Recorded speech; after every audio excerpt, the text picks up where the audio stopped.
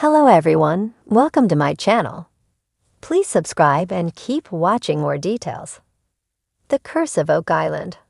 Archaeologist Dr. Aaron Taylor has discussed who he thinks built the mysterious stone roadway. Oak Island regular archaeologist Dr. Aaron Taylor has opened up about his time spent working on the enigmatic Nova Scotian island. And he's given us his opinion on who may have built this strange cobblestone pathway. He has also spoken about the strong levels of camaraderie between the cast and crew, and about the high levels of professionalism and scientific expertise displayed by everybody working to solve this centuries-old mystery. Taylor forms part of the so-called army of archaeologists who have descended on Oak Island in the last 2 seasons. A section of the workforce that, at first, Rick and Marty Lagina were a bit disparaging and weary towards, but have since lauded as the discoveries began piling up. Aaron spent most of Season 8 working with trusty sidekick Miriam Emerald on uncovering the stone path or roadway that was first found in the swamp. The theory is that this road was used to transport cargo, hopefully treasure, from a wharf in the swamp to somewhere else, fingers crossed, possibly the money pit itself. And last month, Taylor sat down with Dustin and Deidre White from the Could It Be Oak Island podcast and discussed at length his important work on the island.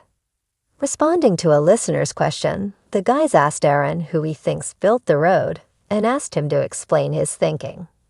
He said that there are 2 possibilities, the French or the British. The wooden stakes found on the road were dated to between 1680 and 1720, which was a time when both the French and the British were very active in that part of the world. And Aaron says that if he was a betting man, he'd opt for the British. Sadly, he wasn't any more specific than that. But he did say why he thought it was the British. His reasoning was the discovery of British-style ceramics and a piece of gunflint that appears to originate from Old Blighty. He said that gunflint was grayish in color, whereas the French version tended to have a yellow hue. Unfortunately, the level-headed and methodical archaeologist refused to give an opinion as to exactly why the stone roadway was built in the first place. It seems as though he wishes to wait for more data to come in before coming to a concrete conclusion. Aaron did say that the construction of the road had been a major undertaking that would have required a massive workforce and a lot of time. He said it was definitely not built by fishermen or farmers.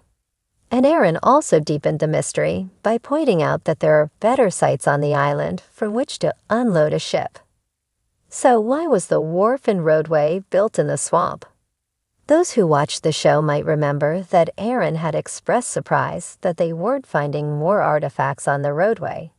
He reiterated this surprise on the podcast, stating how you would expect to find numerous items, such as drinking vessels and eating containers, on a normal archaeological site. But here there was almost nothing.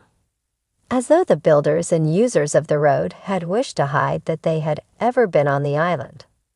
Of his time on the island, Taylor echoed his colleague geoscientist, Dr. Ian Spooner, when he said that Oak Island was a lot of hard work, but ultimately very rewarding. He said the stone roadway is one of the highlights of my career. He also spoke about having a lot of respect for all his co-workers on Oak Island, and he praised the professionalism of everyone from Rick and Marty Lagina to the camera crew. Fingers crossed Aaron and Miriam will be back on our screens in the fall to continue their work on the stone roadway.